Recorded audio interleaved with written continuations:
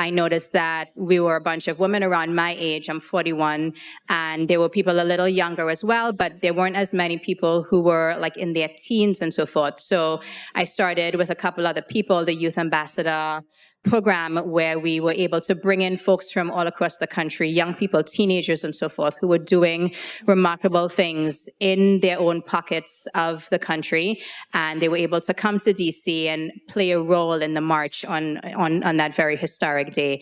And since then, I've continued to be a part of the Women's March movement in many different capacities. And now I serve as a senior advisor, and I lead specifically partnerships and sponsorships for the conventions that we do, the marches that we do, and so forth. But when people think of activism, they think of organizing marches and protests and maybe getting into politics and so forth. But no matter what industry you're in, no matter what you do, whether it's paid or unpaid, there's a way for you to use your voice, to use your platform, to push for a better life for those around you, a better life for people who don't have the privileges that you may have. So we can all be activists in many different ways. And that's one of the things that I learned from being a part of the movement, was that me being a fashion designer that works on sustainability was being an activist.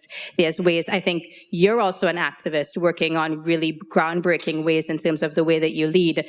There are many different ways to be an activist, and it's up to us to sort of like figure out how we can just use what we're doing for good to better the lives of people around us.